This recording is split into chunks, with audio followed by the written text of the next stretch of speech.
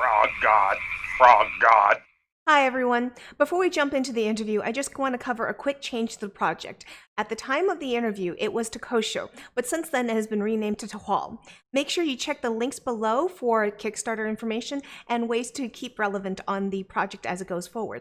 Enjoy the interview. Hi, Frog God fans. Welcome to our channel.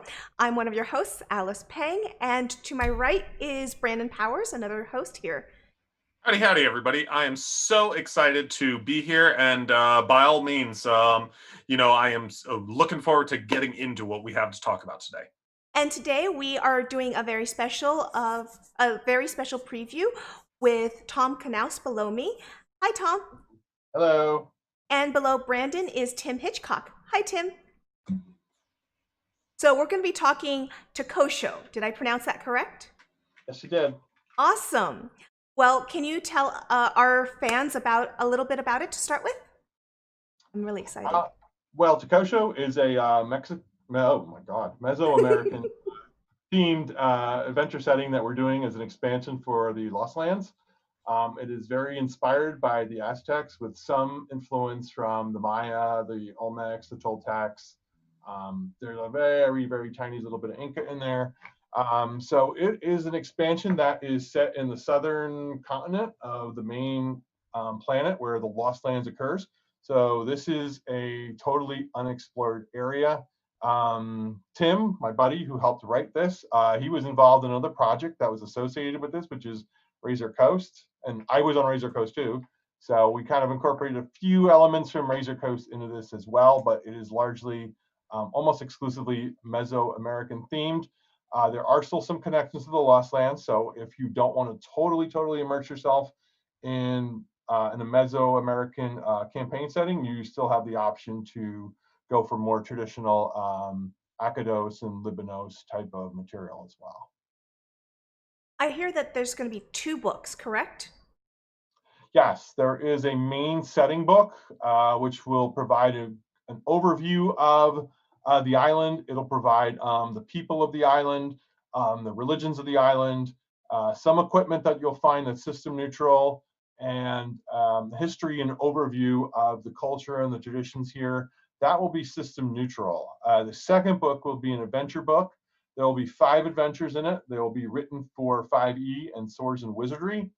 I wrote one of them, Tim wrote 2 of them, and Rob Manning, who unfortunately is not with us, he's probably at an Amaranth concert, he wrote the other 2. So, well, that's awesome. Now, how big are these different adventures?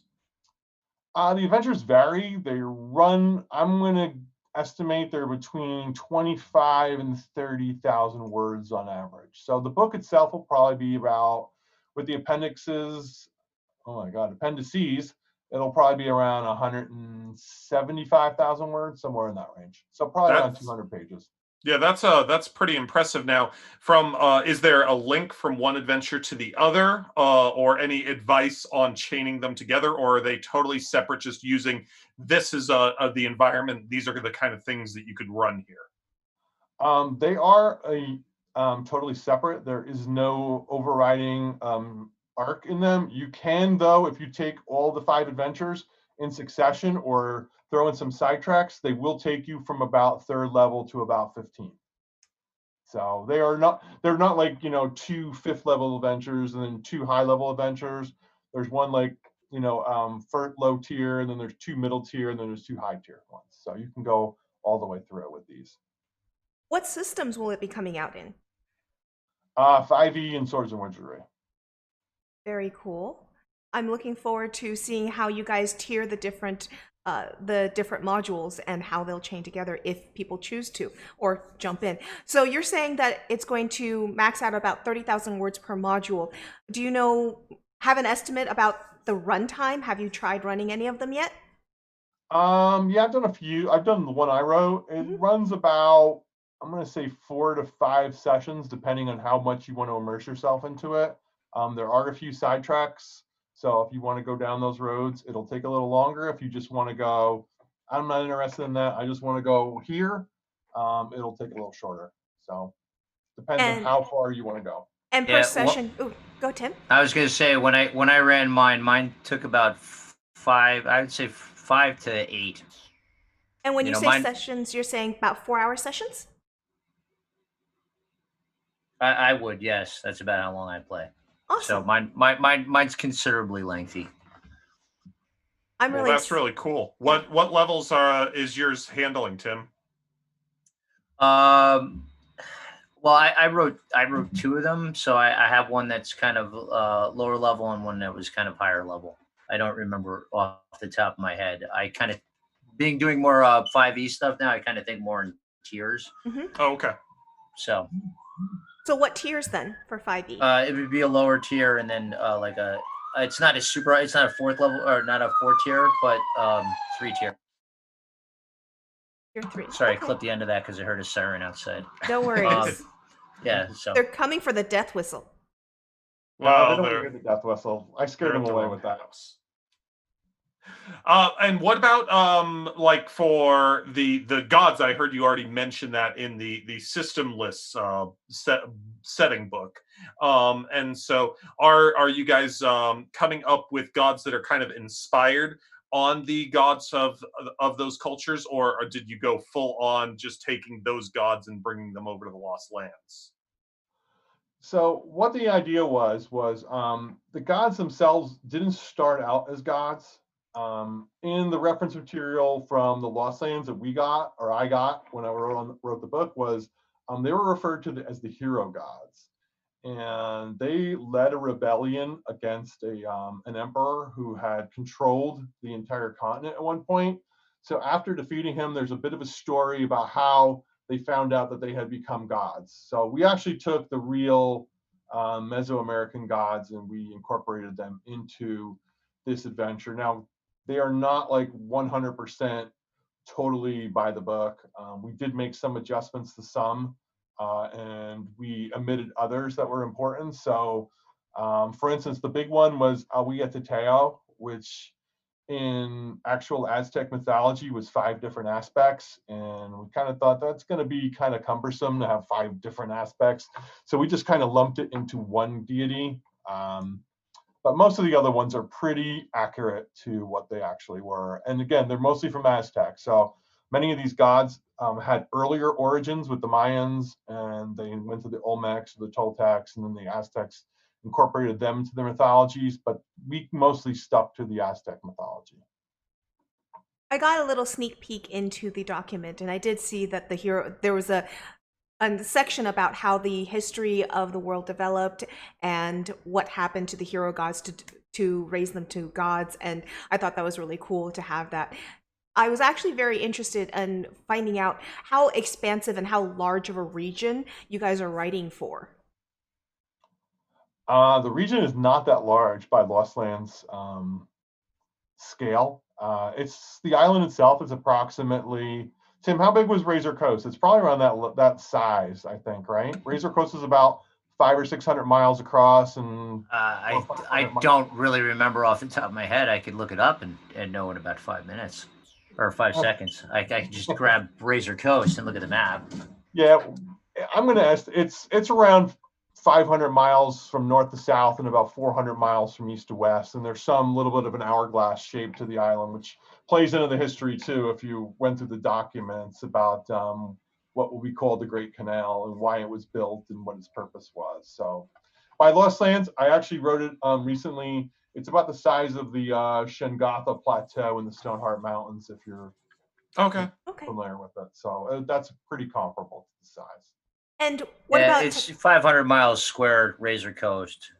I didn't realize we were bringing out toys. They're in the next room, or I'd grab my Razor Coast copy, and Well, he asked me a Razor Coast question. And we just talked. We're all working here, so. That's awesome. So for the characters, are these going to be expected to be natives of the culture there, or are they the people coming over from another continent that are coming in, like conquistadors, things like this? By and large, we encourage players. I was about to say employees. I thought I was at work. Death whistle, guys. The death whistle's messed with his head. It totally has. He just keeps muttering stuff that he doesn't want coming out of his mouth. I normally do. I recommend our employees do this. We kind of recommended players play people indigenous to the island. Again, we did give that out, that if people want to play something they're more familiar with from Akados or Libanos, there are some small pockets of people from those locations. There's also Toledo's from Razor Coast that are kind of on the coastal areas. But by and large, we're trying to encourage people to play people who are indigenous to the island. And don't forget, it is a fantasy setting.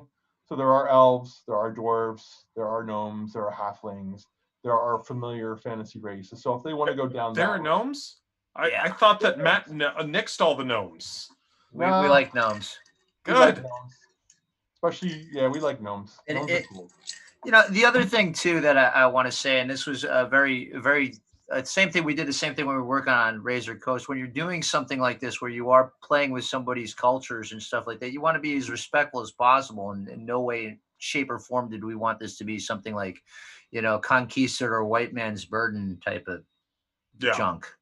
Well- Not interested in doing that at all. So the characters are designed to be strong characters of that region and have needs and things like that. And so that's really what it's more about, taking it from that perspective and playing to those kinds of different roles, and giving people different opportunities. That's great. What kind of tools did you guys write into the source books to help people be able to immerse themselves? Like, I heard that there's a glossary, and I heard that some of the names are changed. What kind of stuff? There's a pronunciation guide which we included, and again, we encourage people to immerse themselves, but we understand that some of the words are very difficult to pronounce. I struggle with them, and I've been reading this language for a year and a half, and there's some that I'm just like, I don't know, I can't say it that well.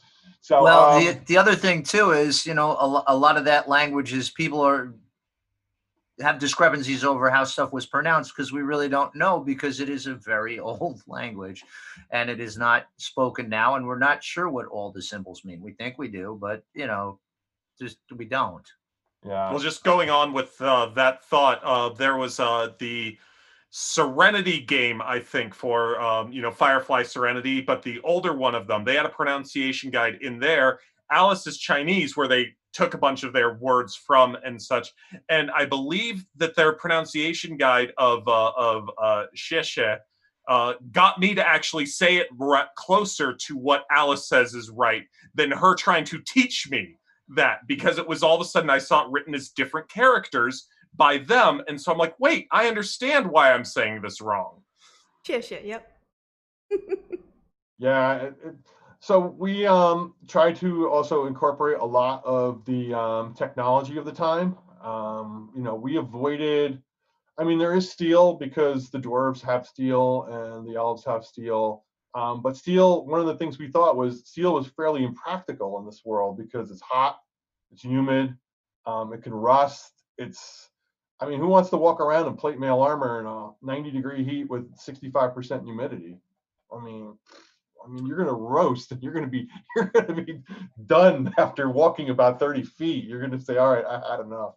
So we tried to make some enhancements to the technology. One of them was actually like rubber enhancement. Actually, vulcanized rubber was something that appears in this. So there is some armor that's made from vulcanized rubber. There's some weapons that are made from it. But we tried to stay true to it as well. One of the common misperceptions is that the Aztecs didn't know about the wheel, and that's actually wrong. They did know about the wheel. It was simply impractical because they were in a marsh wetland environment where first of all, they had no horse to pull the wagon. And secondly, if you had somebody to pull the wagon, it was going to get stuck in the mud anyway. So what difference did it make? So it was more, feasible to use a canoe or a small waterborne vessel than it was to have a land-based vessel. But we did that. We used the weaponry of the time. And a lot of the foods are very immersive in this, and throughout the adventures and in the main book. It's really interesting that you talk about the fact that steel is impractical because of the heat and such like that. And a lot of people see Aztecs as this culture where the gold is for wealth, but the truth is that gold was for practicality because gold is heat resistant. It does not heat up the way that most metals do when subjected to a lot of heat and sun and hands and such like that. It stays much cooler. And so it's a very practical thing for them. And it doesn't rust. And it does not rust. Right. It is very Doesn't rust. resistant to rust. Right. That was the big one. That was one of the first conversations we had about when we were doing this was, Yeah. how do we deal with this kind of stuff? And it was basically, well, steel and iron rust, and who wants to walk around in plate mail armor and, unbearable temperatures. And I also found it very interesting when I did some research years ago that Aztecs, their gold was actually harder than our modern gold and gold that we know as gold because they went through some sort of process that's very much lost to us now, but their gold was much more hardened, so much more capable of being weaponry. It was very interesting. That's cool. I didn't know that. Thank you, Alice. Yeah, well, it's because it is one of the softer metals, but yeah, it's still not as hard as much of our modern metals, but it is their gold was literally harder than modern gold, and I was like, oh, and you're welcome. It was just something that I randomly came across, and I thought that was interesting. Whatever their process is, it's lost. Like you said, practicality. Yeah. So I have a question on when we look at the stories that we have of traveling to these kinds of regions, it's generally that there is this culture before that has fallen down, and while there is a strong culture, that there's like these ruins or ancient cities and such that might not be inhabited or might not be inhabited by the people who originally made it. Is that the kind of setting that we're going with, where there is this long history that we don't necessarily know off the top of our heads, or are we still at the kind of the height of the culture coming up? I'll let Tim answer this one because one of his last adventure was kind of in this realm. So What I didn't want to do is I didn't want to have this be the National Geographic special of Mayan culture and Aztec culture. And so I really went hardcore into the mythology. I looked at what they thought was existed at the time and what their belief systems were. And I really went that route. And so if you play through my stuff, hopefully that comes out that it's as respectful as I could possibly be with the culture, to honor the culture and have it be an immersive adventure in that way, rather than, again, the white man's burden. We're exploring some weird fantastic land and blah blah blah blah. And so no, I went as traditional as I possibly could with it, and have things be relevant to the people that lived in that setting, and important to them, and reflect cultural ideas and beliefs and systems at that time. Awesome. So we are looking at the cultures that are putting up these ziggurats. I'm assuming are going to be present at some point. That Yes. something like that's going to be a battle atop a storm ridden ziggurat, and something awesome's going to happen.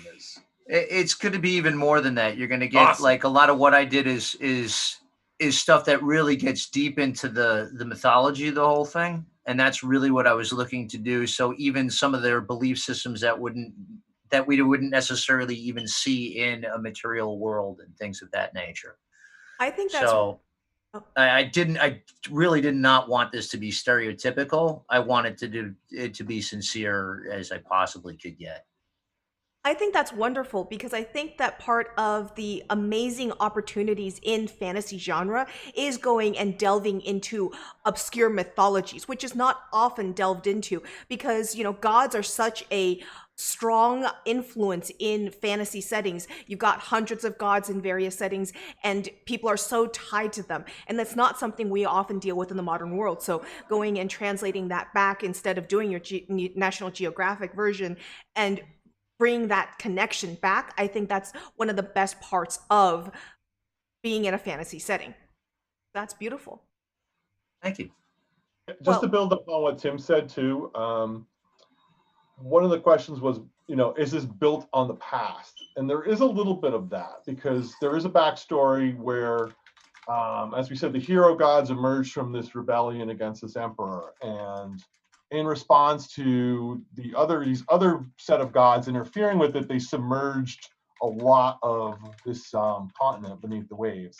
So every now and then when the waves kind of recede, we do see remnants of that distant past, when the island before the hero gods emerged. But largely, almost 95% of it is the current inhabitants who built cities and various areas, libraries, observatories, there's a medical college, there's all kinds of different things. That's largely built by the current inhabitants, not the past before the hero gods emerged.